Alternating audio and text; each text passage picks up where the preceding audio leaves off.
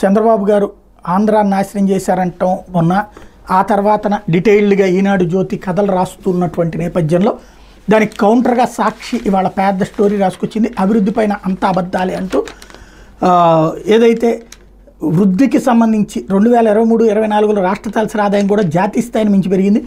జాతీయ తలసరి ఆదాయం 1,84,205 అయితే రాష్ట్ర తలసరి ఆదాయం 2,42,479.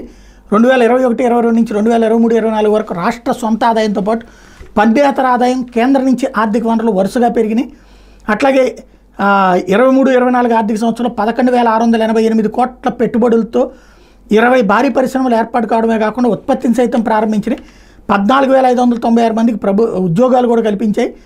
6.07 లక్షల కోట్ల పెట్టుబడితో తలపెట్టిన మరో 156 భారీ మెగా ప్రాజెక్టుల నిర్మాణాలు ప్రారంభ దశల్లో ఉన్నాయి అన్నటువంటి విషయాన్ని ప్రకటించుకొచ్చారు. అట్లాగే ఏదైతే పొదుపు మహిళలకి ఆసరా కింద స్వయం సహాయక సంఘాలు 99% రికవరీతో పాటు 30% వాటాతో దేశంలోని అగ్రస్థానంలో ఉన్నాయి అన్నటువంటిది సర్వేనే చెప్తోంది, ఆర్థిక సర్వేనే అన్నటువంటి విషయాన్ని ఇక్కడ ప్రధానంగా ప్రొజెక్ట్ చేసుకొచ్చారు.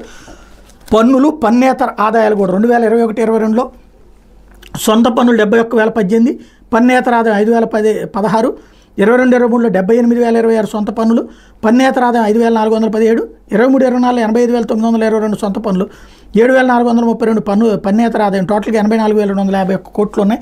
స్థిర ధరల ఆధారంగా రాష్ట్ర స్థూలోత్పత్తి కూడా 19-20 6.5 లక్షల కోట్లు అయితే 23-24 నాటికి 8.21 లక్షల కోట్లకు వచ్చింది.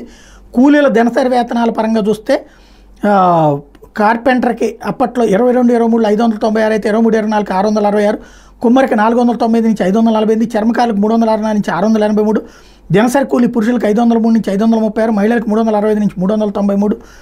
అదే సందర్భంలో తలసరి ఆదాయంలో చూస్తే 2018-19 బాబు చివరి ఏడాదికి వచ్చేది 1,54,031 అయితే 23-24కి 2,42,479 వచ్చింది అన్నటువంటి లెక్క చెప్తున్నారు.